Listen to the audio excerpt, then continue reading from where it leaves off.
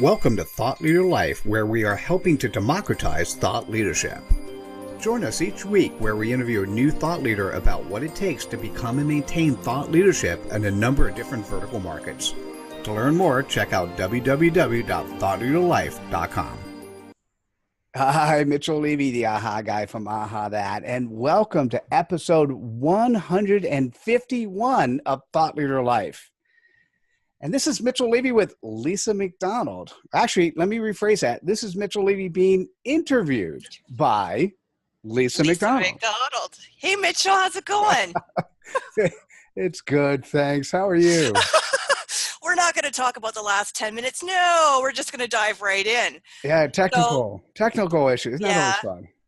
The upside and the downside. But anyway, I just want to say, Mitchell, this is awesome. I wanted to bring this full circle. We started out, was this a couple months ago now, and we had our preliminary interview to talk about what it was we were going to be delving in with the panel guests that we had lined up on our roster to discuss the subject matter of legacy and what legacy meant specifically to each person who we showcased. And so we thought we were going to cap it off. You thought we were going to cap it off with our last guest. I did sort of think we were. You did, and I said, no, you're not getting off the hook that easily. Well, we also, by the way, we normally have, so you and I did a 15-minute talk. Then we had Jeffrey Hazlett, which Jeffrey was amazing, Carmen Gentile, Al Cole, and we ended up with Lolly Daskell. And so that was, by the way, that's what we do. Normally 4 guests, we're done. And then Ben Gay came along, and, how could anyone say no to Ben? And then, Ben Gay the third, and then Marshall Goldsmith. And,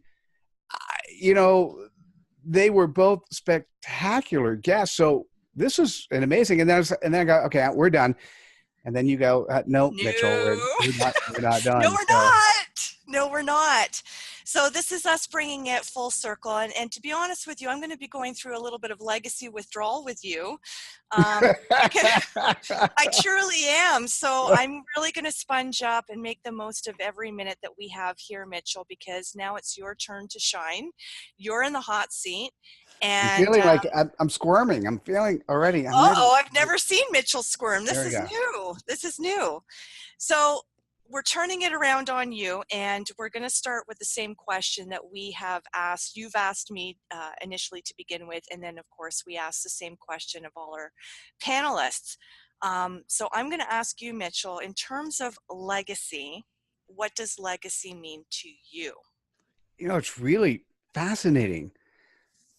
Because if you asked me this question at the beginning of our shows, the answer would have been significantly different than it is now. And so I was, really positively influenced by those people we interviewed. And for me, I always kind of thought that legacy was for somebody else, right?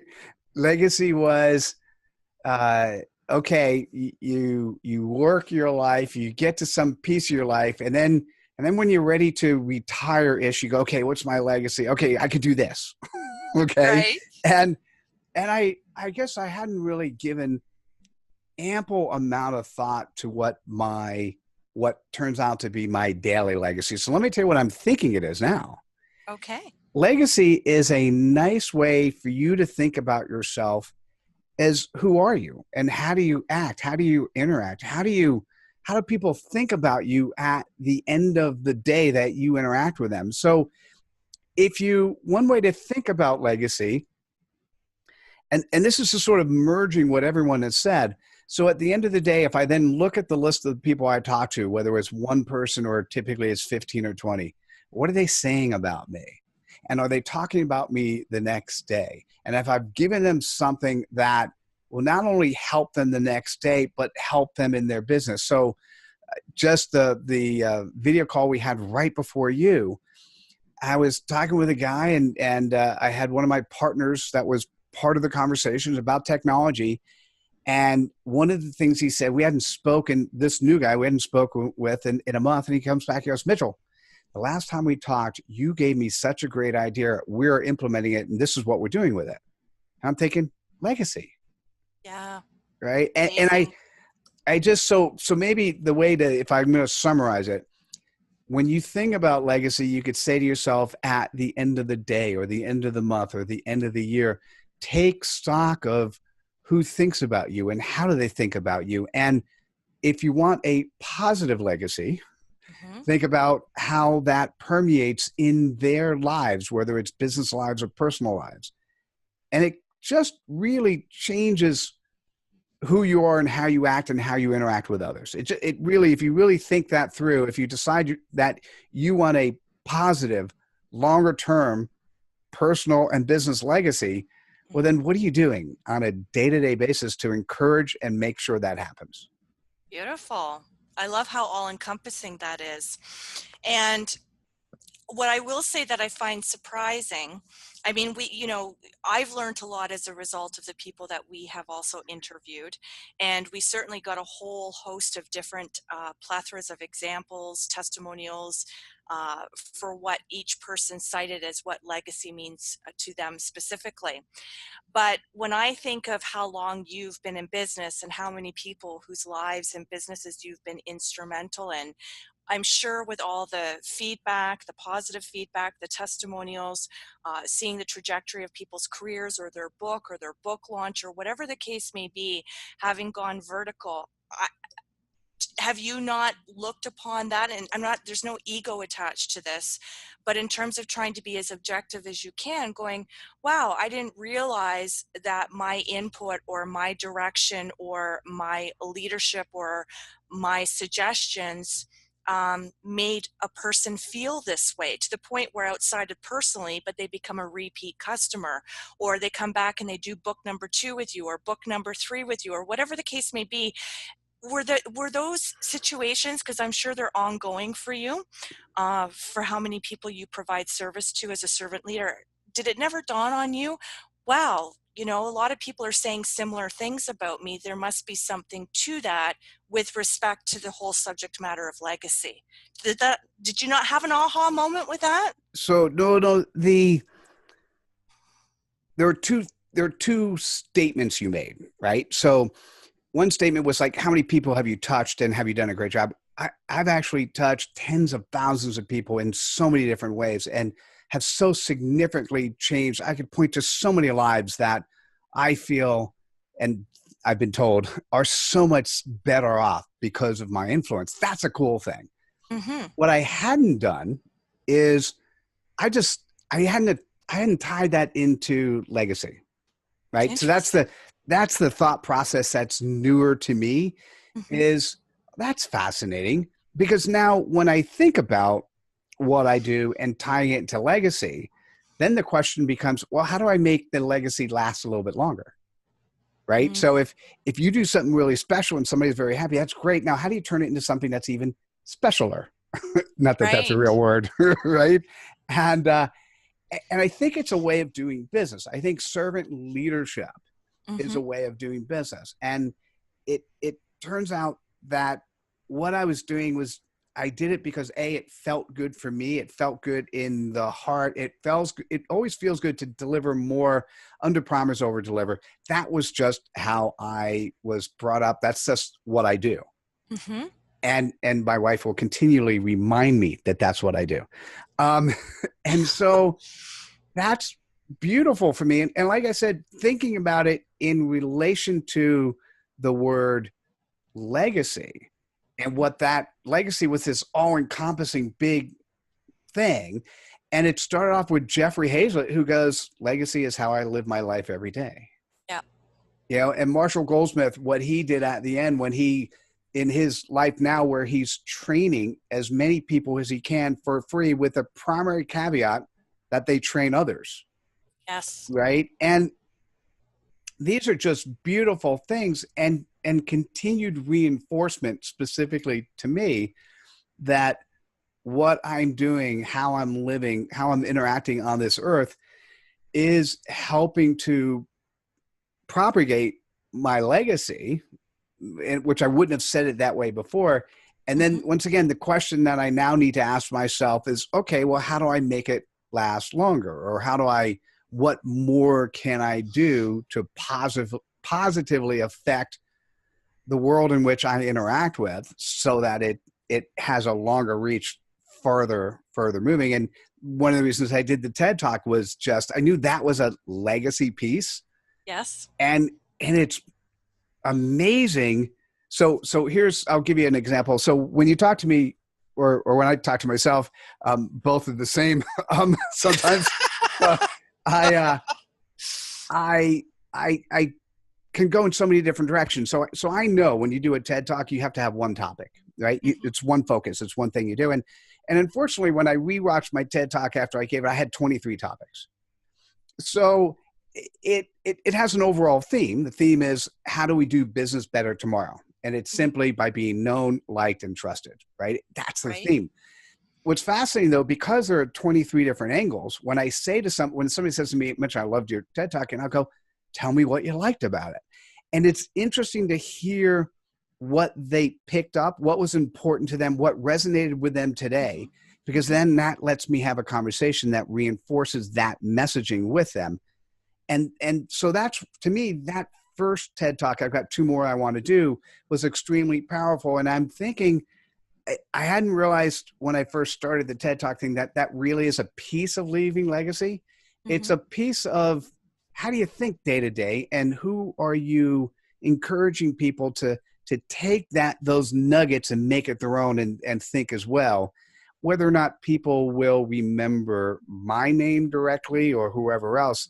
That's a question that every human needs to ask themselves. But if you help people be effective, if they remember your name or not, does it really matter? And Bingo. Yeah. Bingo. And so you could parallel that with people who donate anonymously, right? Because they understand that it's more about the behavior, it's more about the action, it's more about the paying it forward, whether their name is attached to the gesture of kindness or not. So as long as you, being a human being, and the ways in which you choose to enrich the lives of other people, if that's what trickles down, if that's what anchors people up, if that's what impacts people and offers value and helps with assistance, whether you're talking about clothes or food or money or whatever the case may be, then yeah, arguably you could say legacy doesn't have to be attributed to your name specifically. In which case, it comes down to the tenets of servant leadership. Absolutely. And that is, how are you helping those around you live a better life today? Absolutely. Which kind of is a very interesting circle of legacy. And I don't think Webster Dictionary has that notion associated with it. Well, then you've got to do something about that with the books, right? You got to do a revised version specific to you and forget about them. We do. I'm telling you, we have a book that's coming out shortly by Bill Wallace, and it's really about living a life of a servant leader, and it is just so spectacular. That one will come out at middle December, and a lot of the books that we do these days are focused on, I think the way I like to say it is, when the books we do are very singularly focused. Like, so in the old days, here's what a book was. There's a problem in the world, and the publisher would say to the designated thought leader, you take that problem and figure out every different permutation of it, spend as many years as you can, and then write stuff so it satisfies everybody. Because when we do our shotgun marketing, we want everyone to buy the book. Right. Times have changed. So what I'm doing, which is so much different with the Aha That platform and Think Aha, is I'm saying to the author, okay, who is your customer or customers? Okay, let's pick one. What is the pain point you're solving? And how do you go about solving it? I call it CPOP. What is your customer's point of pain? And normally, in order to be hired the second time, as you remembered, you have to do it, not just a good job, but you do it in a way that people like working with you, right? Absolutely. So normally what happens when people talk about the CPOP and what they solve and how they solve their customers' issues and how their customers had anticipated and concerns up front, but how that got relieved over time, what happens is you actually are talking, when I have these conversations, we're talking to a human. And that human is sharing literally, and I hadn't thought about this to just this second, Lisa, they're sharing their legacy, Yes. right? When somebody talks about their CPOP and how they solve other people's problems, they're sharing their legacy, what they do to be effective and how they help other people live a better life through whatever reason, whatever problem they're solving. Mm-hmm. And the thing is, if you like doing that or love doing that, then it's no longer work, it's play. Yes. And so I hadn't really thought about, I know people say, do your book and create your legacy. And that sounded so marketing to me in the past. But the truth is, now that I'm thinking about this angle, that really is what we're doing. Put your legacy on paper. Love Show other that. people how you solve their problems via what you do, and then spread your legacy. That's it. Once again, I have to think through it a little bit more, and happy to brainstorm afterwards on you on this, Lisa. But you want to say it in such a way that it doesn't, I don't want it to sound hokey or commercial. And that's how many publishers and marketing people have used it in the past, but that's really what we do. Well, I don't think that it does, because as you've identified, the crystallization of extending it and extrapolating it to what else it could mean that's indicative of legacy, that just came to you as you were speaking, right? This is unscripted. This is live. There's no Q&A. There was no real even introductory conversation piece as to what we were going to say. It was, because that's not my style anyway. So the fact that this just kind of unfolded for you, you had your own little aha moment, little epiphany Thank there. you. Yes, I did. I mean, that just re-authenticates exactly what it is you're saying, right? The fact that that was never something that dawned on you before, and you've, through the progression of this whole series pertaining to the subject matter of legacy, you've gotten so exceptionally clear. You've kind of refined your whole understanding of this at a deeper core level. There's nothing markety, pitchy, salesy about it at all. So let me ask you this while you continue to ponder that. Sorry. No, that's okay, because I can like, tell, but I love that. My immediate response is, well, but okay, I'm going to listen. I'm going to Own it. take it in. Okay. Take it. Because it's true. I mean, that was just a genuine aha moment that you had within yourself. And as you even identified, you didn't even have to say that at the beginning, in terms of, if you had asked me before what my definition or my understanding or how I would have characterized legacy, it's so much different now as a result of taking in the people that we've interviewed and looking at it from a deeper, multi-layered, complex, but yet simplified version of what does legacy embody. And it can embody so many simultaneous things. And the fact that you had that moment, it puts into perspective, as you said, your TED Talk, right? Because when you and I first started out doing this, you never tied the TED Talk back to where you're now tying it into at this particular moment as a result of connecting the dots, right? This is the beauty of hindsight 2020. This is the beauty of sponging up and learning from so many wonderful people who have been very gracious with their time and their insights and their vulnerability, who have joined you and I together to talk about legacy. So it's, I want to interrupt for a second. I knew when I did the TED Talk, or even maybe a little bit after it, that it was a legacy piece, right? I mean, I kind of knew that. What I hadn't realized is, and when I'm thinking about all of our guests, everyone we talk to them, legacy was simply what they do on a day-to-day basis to help the world be more successful. And that was part of the TED Talk. It's a legacy piece because it humanizes a facet of the world that we live in today of how to be successful tomorrow. It was just my way of doing that without any expectations other than, here's what I know today. Here's how you could be more successful tomorrow. But I'm thinking everyone, like Carmen Gentile, was amazing in what he does and where he goes and how he views the world. And once again, Jeffrey was a really beautiful, pleasant surprise on what legacy meant for him. And Marshall, we knew before we started to be pretty spectacular, and it was off the world spectacular. I hadn't realized with both Lolly and particularly with Ben, I mean, Ben's legacy is crazy, and he's so behind the scenes and the stuff that he's done, but he's influenced millions of people through the stuff he's done. It's crazy. Absolutely, he has. Absolutely, he has. So let me ask you this then, Mitchell. Now that you've got a deeper sense of understanding for what it means to you in terms of legacy, and knowing that that can be extrapolated from, various forms of definition or interpretation, for knowing all the hats that you continue to wear, for all the people that you continue to interface with, for the people whose careers, books, projects, endeavors, passions, purpose that you have been pivotal and instrumental in, what do you think the common thread might be of all the people who know you in some capacity, of how they will collectively remember you? so so That was a little uh devilish. That laugh was a little devilish. somebody gave me this title.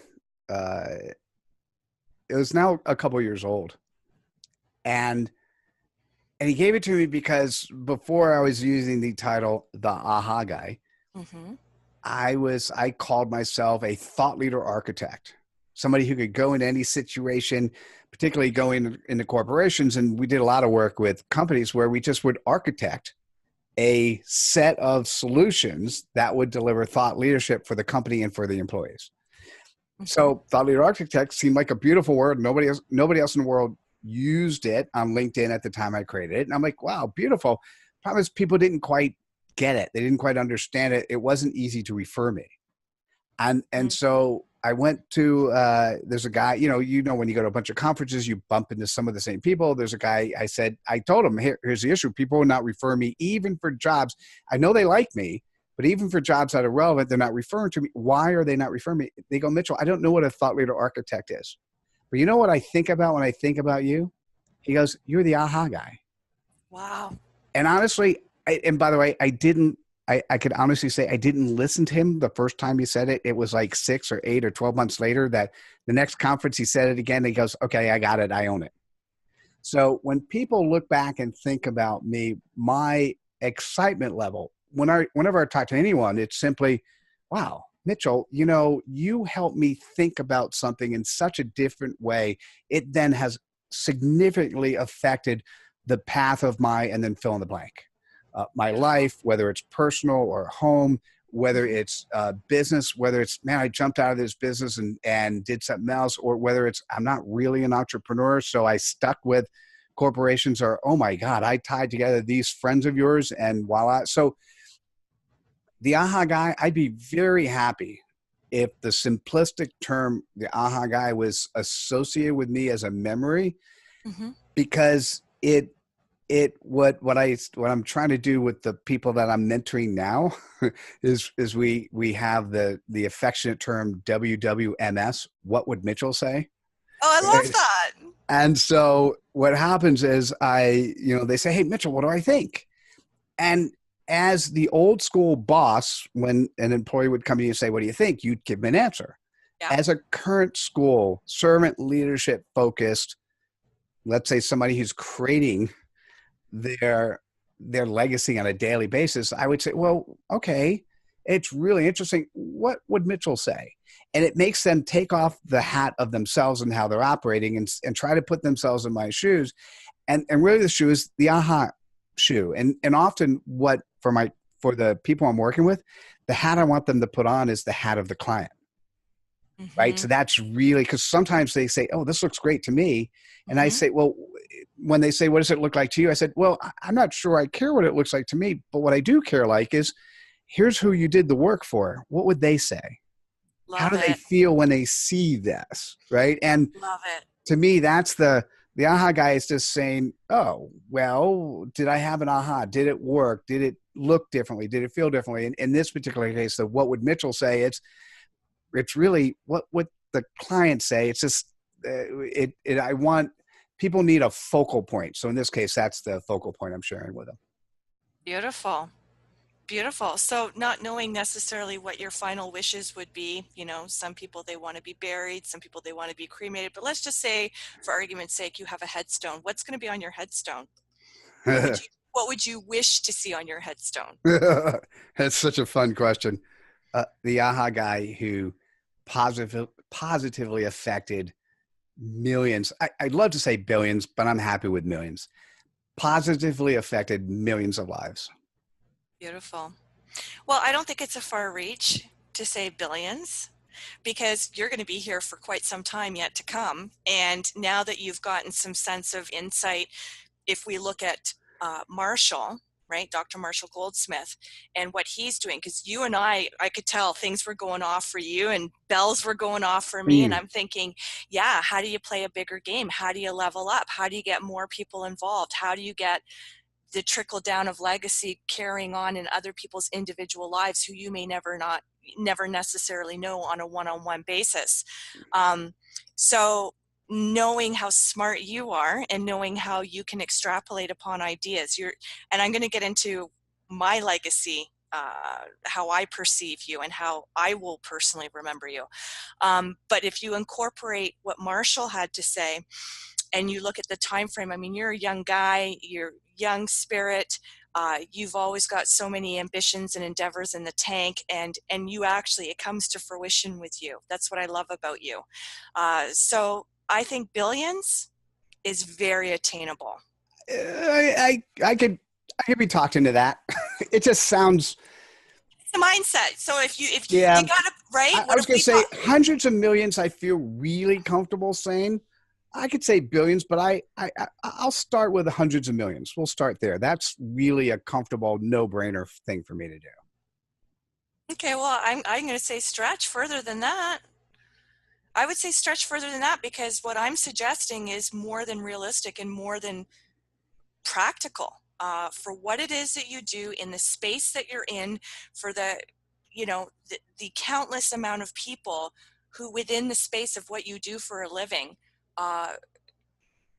absolutely billions is beyond possible, right? And I always say beyond the sky is the limit. Not the sky is the limit, beyond the sky is the limit. And so you got to believe it to see it. All right. Well, thank you for my live coaching. You're welcome. You did say on a Facebook post you I'll want to be invoice you later. I'll invoice you later. Okay. Okay. But anyway, so when I think of Mitchell Levy, when I think of Mitchell Levy today, when I think of Mitchell in the space that I've already known you, yes, I've already interviewed you. Did we, what was that, 2 years ago now? I can't remember. It was interesting because it was 2016. So the Mitchell Levy of 2016 is so much different, than the one today. So it was 2016 we talked last. I mean, on your show. Right. And then, of course, we've got you scheduled to come up again. I can't wait to re-interview you and re-showcase you. Oh, that'd and be then fun. and then we've had this experience of, the Legacy series. And what I will say is not a lot has changed for me in terms of how I would view you, because you're very consistent, you're very congruent, you're very authentic.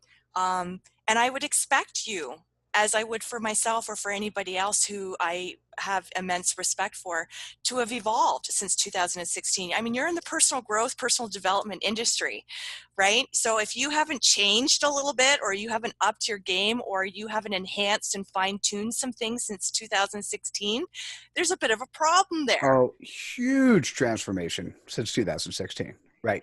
And what would you say, before I give you my nuts and bolts overview of you with Legacy? What has been, what area specifically, Mitchell, do you feel that you have really come into your own in terms of growth, momentum, development? What is it about yourself that you can recognize that contrast and that growth? Most people, I'm not being, I certainly me being one of them, is we have a product or service and we think that our audience is the world.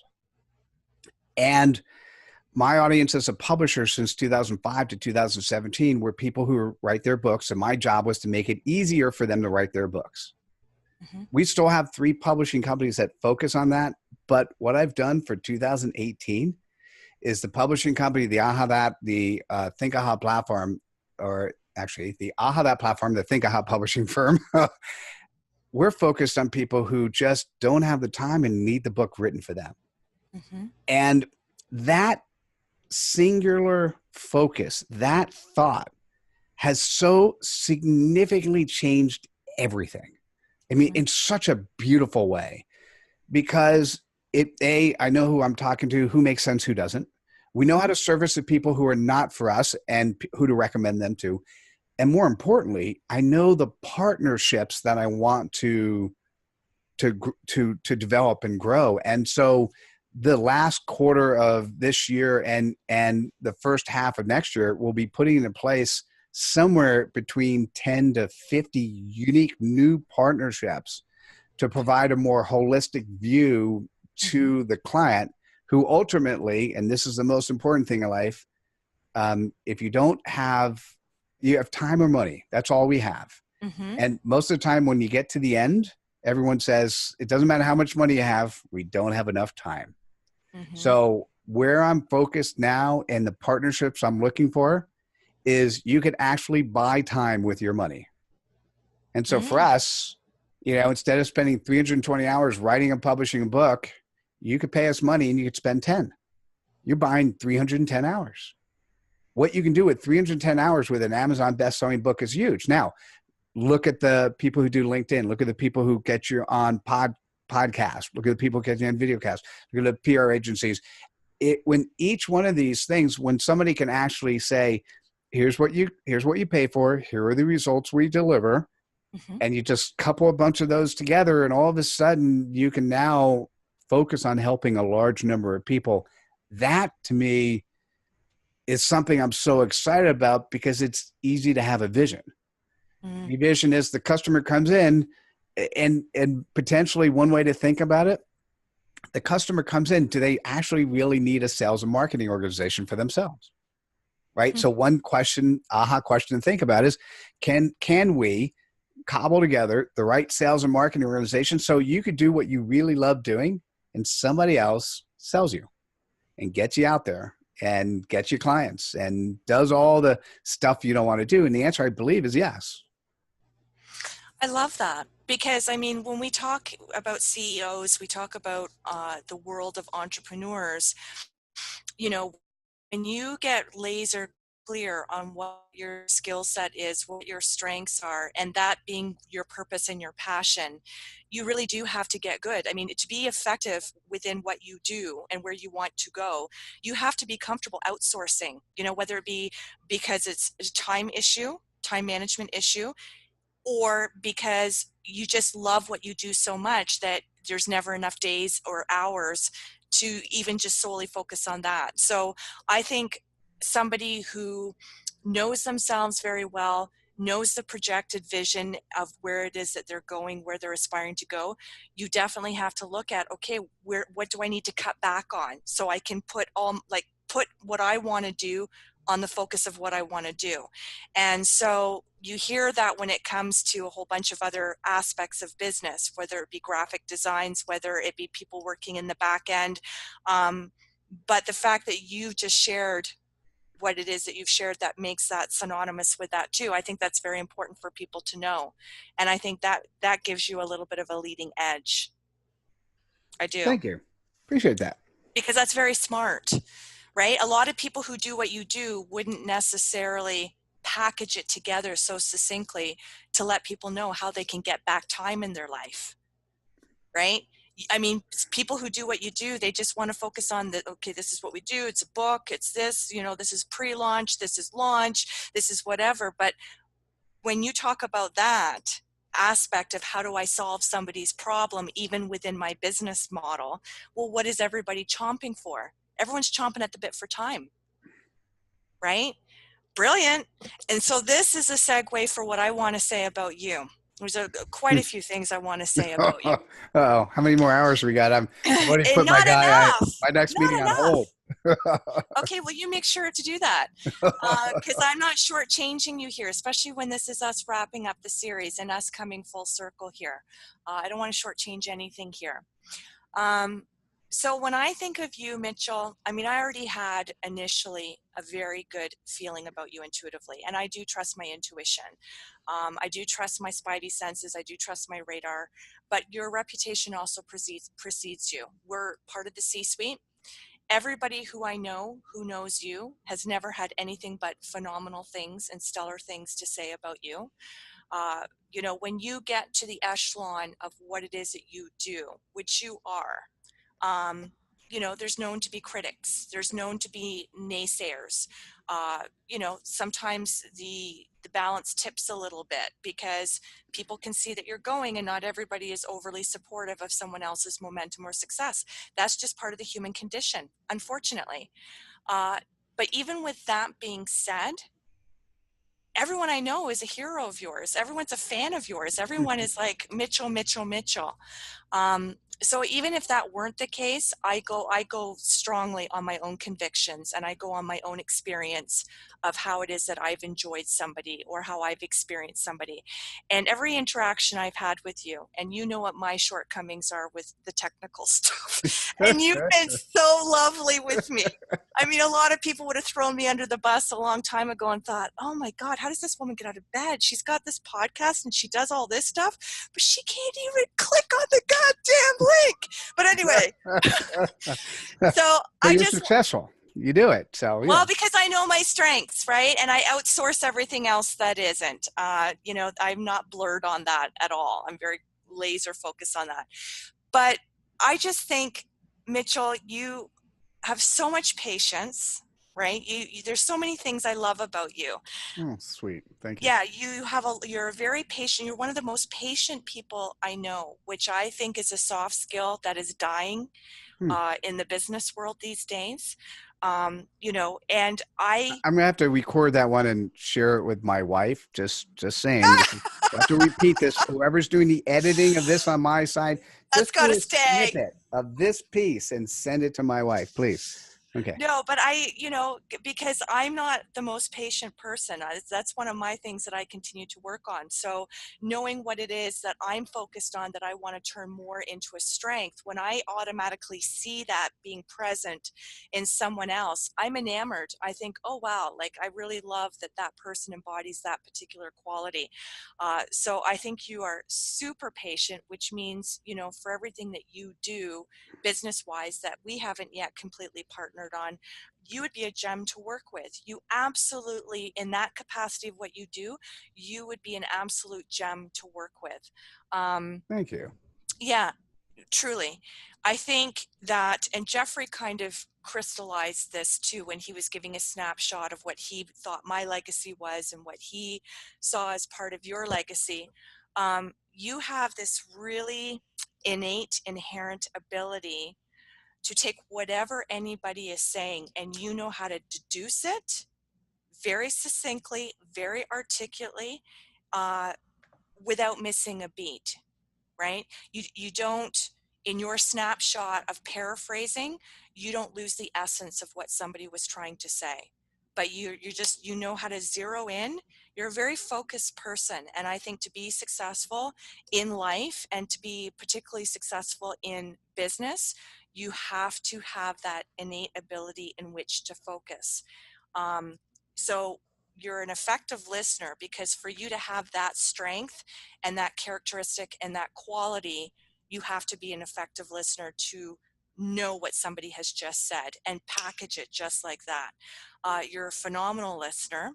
I wish more people listened instead of spoke, which, might sound a little bit ironic given that we're podcasters, radio shows, and all this other stuff. But I mean, listening is so important. And it's not just what people say, Mitchell. You have a good ear for the unspoken. Mm. You know how to pick up on the nonverbals. You know how to pick up on the things that have not been said, which makes your skill set even more admirable and more respectful. Because, for people to claim, like when you're writing people's stories and you're capturing it and you're capturing it in the essence of who they are, it's very important, um, for people to know that they can feel vulnerable with you. And Mm. so when people are sharing their innermost thoughts with you, So, um, so doing a oh, snap. You told me Snapchat, how to do it, so I'm doing it. Thank you. Okay. you're welcome. But I think for you to do justice for people's books, you would take it to the nth degree and not just go on what it is that they've said. You would take it that much further, and which is what makes you stellar and stand out in what you do in a very oversaturated industry, I might say. But you know how to capitalize and bring out the essence of what is not said, which is very cohesive with that person's story. You make people shine beyond what they would even be able to anticipate. I didn't even pay for this. This is really sweet of you. Thank you. Yeah, he did pay me. No, sort of. I'm joking. No, but I love that about you, because that just means what that says to me, more importantly than anything, that those particular skill sets and those qualities that you embody make you a really beautiful spirit. There's a lot of people who are very successful at what they do. There are a lot of people who have the Mm. bank accounts in which to support that and to substantiate that. There are a lot of people who get referrals. There are a lot of people who get recommendations. There are a lot of people who get testimonials. There are a lot of successful people in this world, but there are not a lot of successful people who are really just down to earth, salt of the earth people. And so when you can do business, or you can call someone like you a friend and a business partner, and know that that's who you are. I mean, that's my takeaway. That's my aha moment for working with you, Mm. Mitchell. Mm. Like, you instill an automatic trust. I feel like I could tell you anything and it would never go anywhere. It's true. I've always been able to do that. That's been one of those very interesting things. I thought many people did that. Not everybody. I thought many people did that. So No, no, you you're a beautiful human being. And so, aside from all your success, thank you. aside from all your accolades, and this is why I'm going to have legacy withdrawal, because it's Yeah. like you and I need to figure out what else we're working on next, because that, I'll be honest with you, aside from interviewing stellar Oh people, my God. We've had some great people. we've had some phenomenal people, and we would continue to interview phenomenal people if we just wanted to stretch this out indefinitely. I But, think but we hit our legacy. We need another topic. yeah, we do, and we'll find one. But what I can say that's made it really most enjoyable for me is the fact that I got to do this with you. Mm, Right? I thank think you. our synergy and what you bring to the table, and your strengths and your skill set, and how that was evidenced with your section of co-hosting with our panel speakers. You, Sean, I mean, you're just one of those standout people. I think the world of you, Mitchell. I really do. And I hope you always know that. Oh, well, this is amazing. So thank you so much. So what are we working on now? We are working You on got me something. breathless. Well, we're we do sort of kind of need to wrap up this episode. No, we don't. I know you want to stretch it a little bit longer, but we do need to kind of wrap up the episode. It's been since the time you approached me with your book, it's been an amazing whirlwind of uh, experiences with you and the people who you've brought around you, and you're a connector. And so having somebody being able to participate on your show, having people who are interested in being part of what you do, you're the type of person that will connect them to other people, help them be successful. And it's been fun to watch, interact, engage, spend a little bit more energy with you. For good or for bad, the technology stuff, that's always silly stuff, right? And so I've enjoyed it. This has been good. I would be honored to find the next project for us to play on. And how about that? Let's Was do that a it. good way to say good? Thank you. Awesome. You're awesome. And I love you too. I love you too. And before we depart ways here, where can people find you? So for me, I think it was interesting because you bundled what I say, but I'll just say it with the legacy thing in place. I Mm. want to touch people at the places they want to be touched. God, that sounds really bad. Well, you know me. You just threw me a Don't, bone don't, there. yeah, yeah, no, I softballed you. Don't take it. So, and that is, how about we say it differently? I'll communicate with you at the places that you want to communicate. And so Google my name, Mitchell Levy, and connect to me on the platforms that you play on. And I play on most, although, I don't always do the new stuff. So there's something new that you think I should be on, feel free to reach out. But connect to me on LinkedIn, Twitter, Facebook, Google+, Instagram, Snap, and Pinterest. And Perfect. and Just and very actually, quick, and you'll be when you seeing me. I'm joining you on the C-Suite network fairly soon. So Woohoo. yeah, I'm excited about that. So you've been very successful at doing lots of stuff on C-Suite radio. Actually, you have C-Suite TV, or is it just radio? I forgot. It's just radio, but I'm part of the advisor, part of the Hero Club council. The list goes on. I do a lot of things within the C-suite, but connecting is a good portion of that. Yeah, and you're really good at that. So I'm excited to join you there as a fellow C-Suite radio podcaster. Well, and we'll be promoting you out. You know that Living Fearlessly is going to promote you out. What is the name of your podcast? Mitchell Levy presents Aha Moments. Beautiful. When you were saying earlier, and I know we got to wrap this up, but when you were saying WWMS, what would Mitchell say? That's a book. I Or don't know about that. I know you've already got your shtick down for your podcast name, but that's got to be incorporated into your branding somewhere. What would Mitchell say?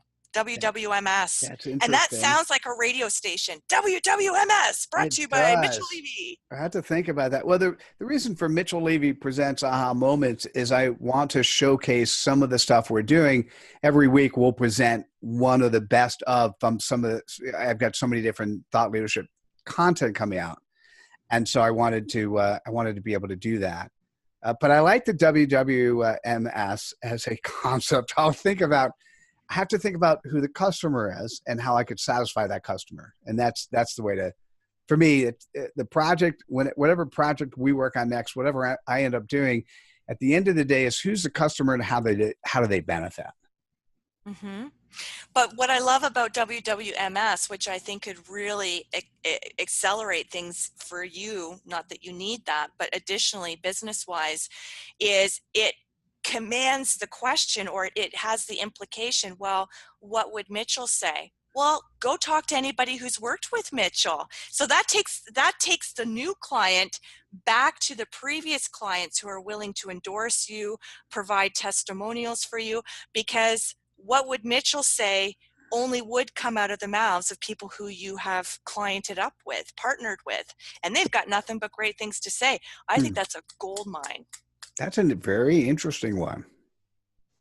Right? Thank you, Lisa. Because that's a walking Aha. that's an aha moment, but it's also a walking testimonial. What would Mitchell say? So you're very comfortable to say, you know what? Go talk to anyone I've provided service with, and they'll tell you. Yeah, that's interesting. Oh, if you get royalties, I say this to everybody because I'm always coming up. I'm good with this with other people's business, and sometimes it takes me a little longer to catch up for myself within my own business. But if you get royalties on that one, don't you forget where you got that idea. Lisa, how could I ever forget you? figure with, if people want to reach out to you because they don't want to forget you, how would they do that? Oh, you're sweet. I appreciate that. So I can be reached, as Mitchell indicated. I do radio podcasting. I'm part of the C-Suite Radio Network. I go live every Friday at 8 a.m. Pacific, 10 Central, 11 Eastern. I'm all over social media, as I always say. LinkedIn is my preferred site because it converts and like-minded people, entrepreneurs there who really value other entrepreneurs' time. That's not to suggest that any other social media platform is less than that, but it's just my favorite. I gotta be careful what you say. You're always offending somebody. This is really simple. You either have to, according to Lisa McDonald, you're either on LinkedIn or you don't care about your time, right? Right. So just to be clear. Okay. Well, see, this is what you do. You take what I say, take the foot out of my mouth, or put it back in, or put both of them in. You're very smart with that. But anyway, I'm all over the place. Email address is lisa@livingfearlesslywithlisa.com. Just connect however you want to connect. I'm in the C-suite.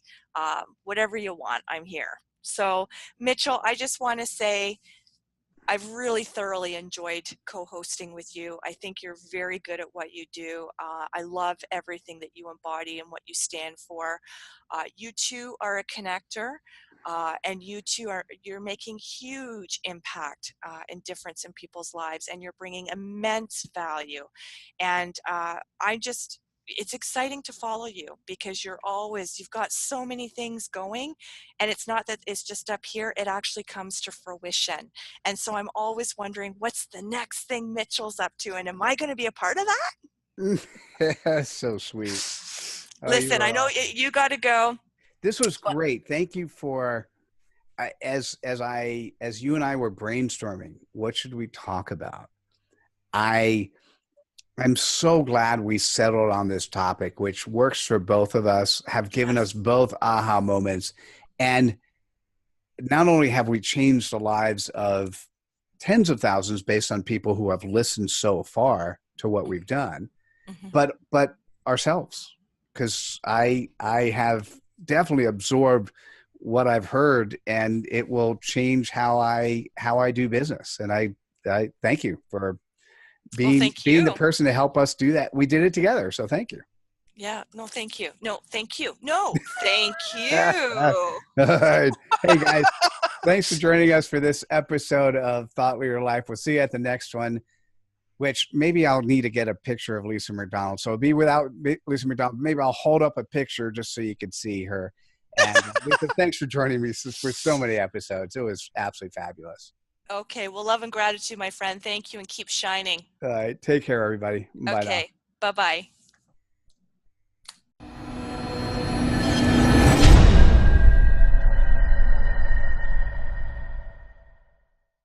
Hope you enjoyed this episode of Thought Leader Life. Please subscribe to us on YouTube and activate us by going to thoughtleaderlife.com/activate. Till next time.